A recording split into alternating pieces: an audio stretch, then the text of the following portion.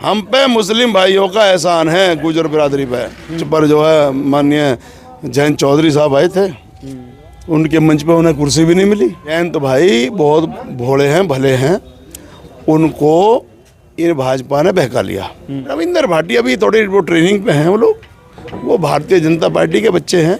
जो सिक्योरिटी की, जो वायु श्रेणी की सिक्योरिटी मिली हुई है, ये वैसी। दोस्तों नमस्कार। आज मीरापुर विधानसभा में अखिलेश यादव जी का आगमन होना था, लेकिन किन्हीं कारणों से आज नहीं आ पाए।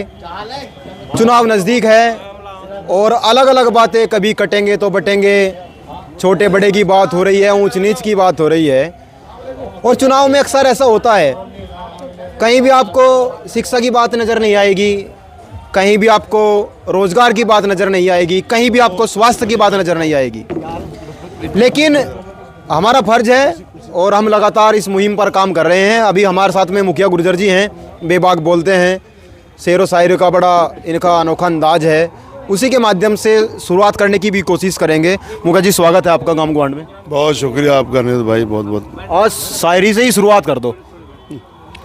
इस शायरी जो है उसका मिजाज जो वो सिचुएशन के हिसाब से होती है। पहले आप सवाल करोगे तो उसकी सिचुएशन बनेगी, तब शायरी निकलती है। यहाँ मैंने जो सुनाया था सभा में शायरी, एक शेर सुनाया था, वो इनके जुल्मो सितम के ऊपर मैंने बनाया था, तो इसलिए उसके हिसाब से निकलता। आपको सामने कुछ सिचुएशन हो तो बोलूँ। अब आप चुनाव के विषय में सवाल करो मेरे से तो फिर आ जाएगा। क्या लग रहा है चुनाव का?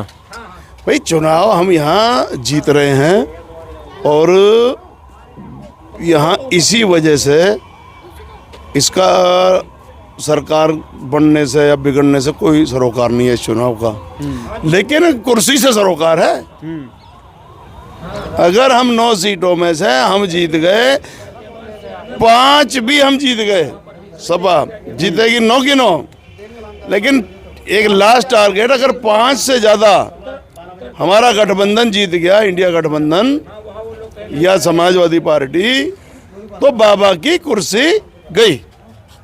बाबा की कुर्सी गई मतलब उनको हटा दिया जाएगा, फिर किसी और को बनाया जाएगा, क्योंकि वो पहले ही अपनी यानी कि उत्तर प्रदेश की ज़मीन खिसक गई, तो करेंगे किसी की वो क्या रहनुमाई, क्योंकि वो रहनुमा बने हुए हैं, लोकदल का कैंडिडेट है। कैंडिडेट तो है भाजपा का, लोकदल का सिंबल लिया, तो और सरकार जो पावर है वो भाजपा की है, लोकदल तो नहीं है उसमें, लेकिन वो इनकी रहनुमाई कर रहे हैं लोकदल वालों की, बाबा जी। तो करेंगे किसी की वो क्या रहनुमाई, जो लुटा के पहले ही अपना कारवां बैठे हैं। बहुत बढ़िया। तो कहने का मतलब ये है कि हम तो पहले 43 जीते बैठे हैं ना, वो 32 पे थे, अब वो इन्हें कैसे बचा लेंगे? बचते नहीं अभी ना, मतलब नहीं। बाबा की कुर्सी गई, बाबा खतरे में है। बड़ा उनका एक बयान, विवादित बयान वायरल हो रहा, कटेंगे तो बटेंगे। यही तो हताशा और निराशा का प्रतीक है भाई। शब्दों से और बातों से अंदर का अंदाजा लेना चाहिए। तो जब ये दिया उन्होंने कि इसमें दहशत भी है, इनमें उनकी निराशा भी है, नकारात्मक बातें कर रहे हैं। हमारी तो है ही बात पी से, पॉजिटिविटी से। भाई PDA तो P फॉर पॉजिटिव, सकारात्मक हमारी सोच है। तो इसलिए हमने कहा कि जोड़ेंगे और जीतेंगे, तो यहाँ वही काम होगा। आज क्या कारण लगे है? तो मैंने देखा बहुत सी बार जैसा कोई सभा कैंसिल होगी, भारतीय जनता पार्टी वालों ने करवा दी। आज का तो नहीं है कुछ ऐसा जोड़ बढ़ाएंगे और बढ़ाएंगे। देखो आज भी तो यही साजिश और षड्यंत्र है भाई। यहाँ जनता जिस तरीके से उमड़ पड़ी, सारे समाज के लोग थे, हिंदुओं में भी। तो जब राष्ट्रीय अध्यक्ष जी यहाँ बैठे हुए हैं गाजियाबाद हिंडन एयरपोर्ट पर, लेकिन उनका वहाँ वही नहीं उड़ने की अनुमति मिली हेलीकॉप्टर को, तो ये साजिश और षड्यंत्र तो है इनका, प्रशासन का। तो इसी साजिश षड्यंत्र होकर सारे अपने यंत्र मंत्र चला रहे हैं। कुछ भी कर ले कोई दिक्कत नहीं है, और हम रहेंगे ना यहाँ। हम पे मुस्लिम भाइयों का एहसान है, गुजर बिरादरी पे। मैं तो उसे चुकाने में लग रहा हूँ। तो लगा आपको चुका दोगे? हाँ इंशाअल्लाह चुका दें। यहाँ पे जो सांसद बने हैं अभी, जो जिनकी वजह से जो मीरापुर विधायक थे, वो पहले समाजवादी पार्टी में थे, अब लोकदल में चले गए, तो इस पे क्या कहना है आपका?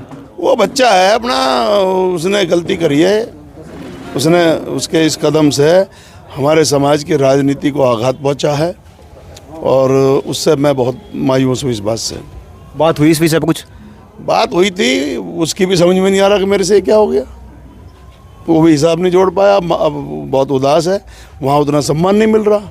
यहाँ मंच पर जो है माननीय जयंत चौधरी साहब आए थे, उनके मंच पर उन्हें कुर्सी भी नहीं मिली।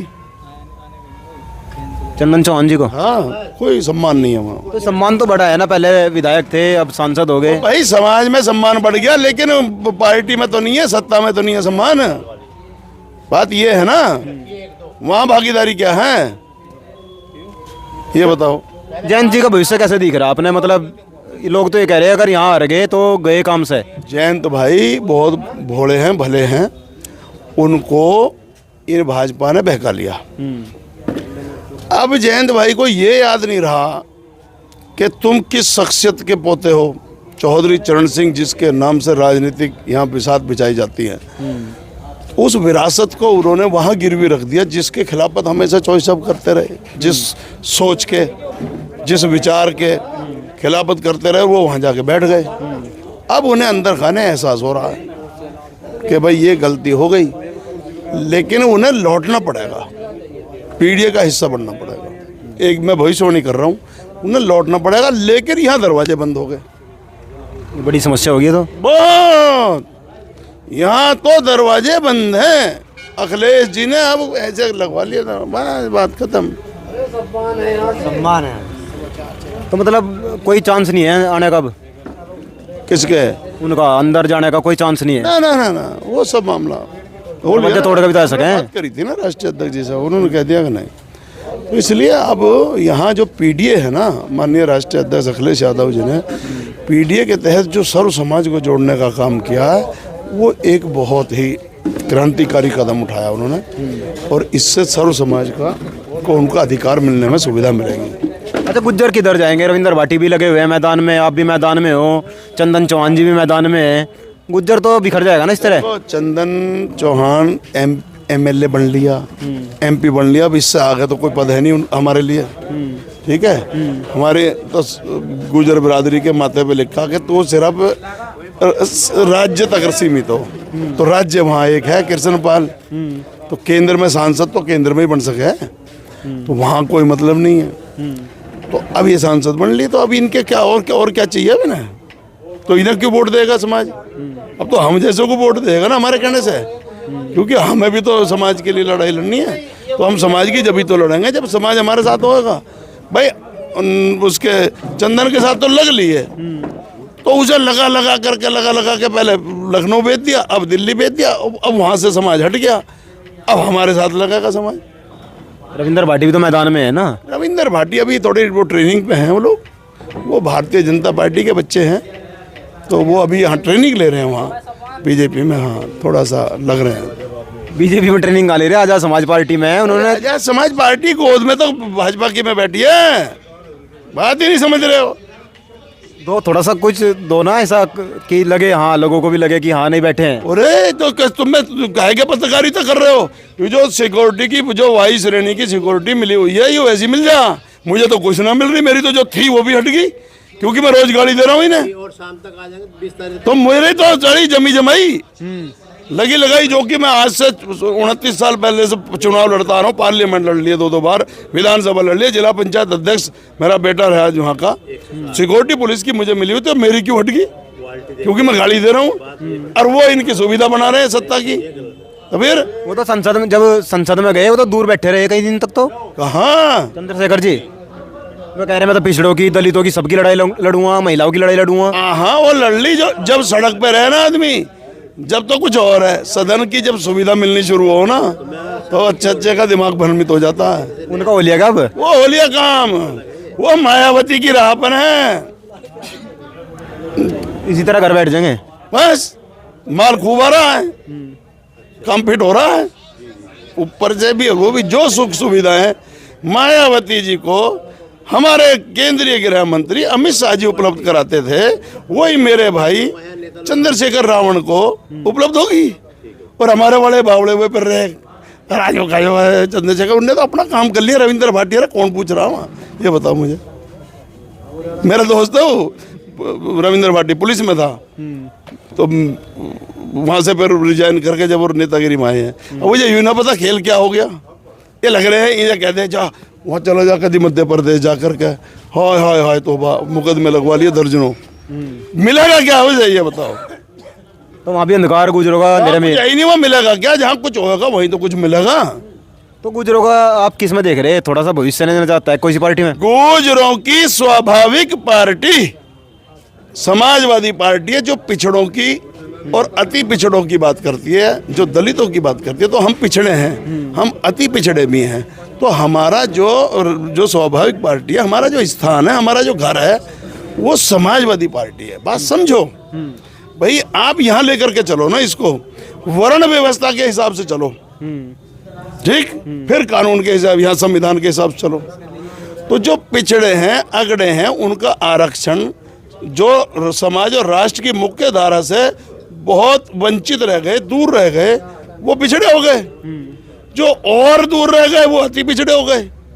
तो उनको समाज और राष्ट्र की मुख्य धारा से जोड़ने के लिए जो विशेष सुविधा दी उसको आरक्षण कहते हैं।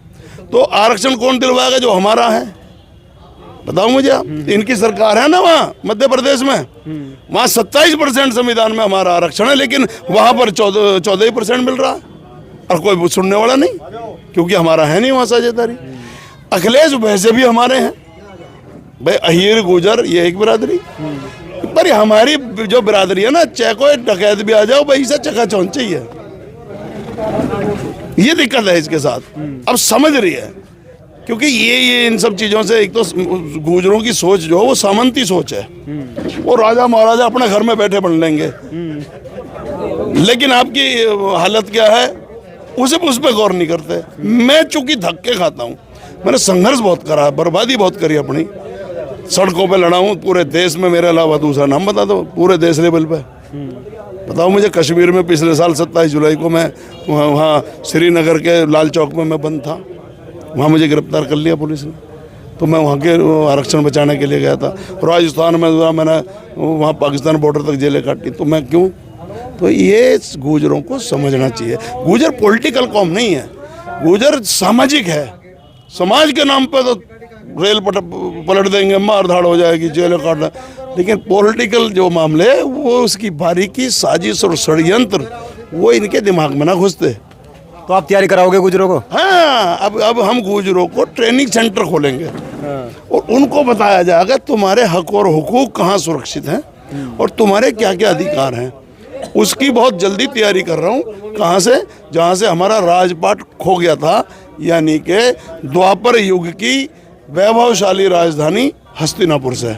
वहाँ एक चिंतन शिविर लगाऊंगा, गुजरों को वहाँ बुलाऊंगा, पढ़े लिखे बच्चों को, आप जैसों को, और तुम्हें सिखाऊंगा ये जो और लिख रहे हो नाम क्या है, सीधे सीधे गुजर लिखो, हैं, नहीं तो तुम्हें भी कोई कुछ ही समझ लेगा। तो ठीक है, तो इसलिए अपनी वास्तविकता इन्हें बताकर फिर इनको क्रांति के रास्ते पे लेके जाऊंगा। और फिर देखना, जिस दिन ये सत्ता में शामिल हो गया, सत्ता का स्वाद जब इन्होंने जिस दिन चख लिया, उस दिन इन्हें पता चलेगी कि अब तक हम किस अंधेरे में थे। बस आज के लिए जो है ये, और कोई सवाल है तो बताओ। चलो बहुत हो गया। गुर्जर समाज वैसे तो राज्य में जो जितने भी राज्य भारत में हैं, हर जगह है, हर धर्म को मानने वाला है, लेकिन आज आपने कुछ अलग सुना होगा। और 20 तारीख में मतदान होना है, आप सभी का अधिकार है। तो एक एक व्यक्ति मत करने के लिए जरूर निकले, पहले मतदान करे फिर जलपान करे, क्योंकि यही एक हक होता है जिसके माध्यम से आप अपनी बातें संविधान के माध्यम से मनवा सकते हैं। आज के लिए बहुत बहुत धन्यवाद। जुड़े गाम गुहाड़ के साथ। जय हिंद, जय भारत।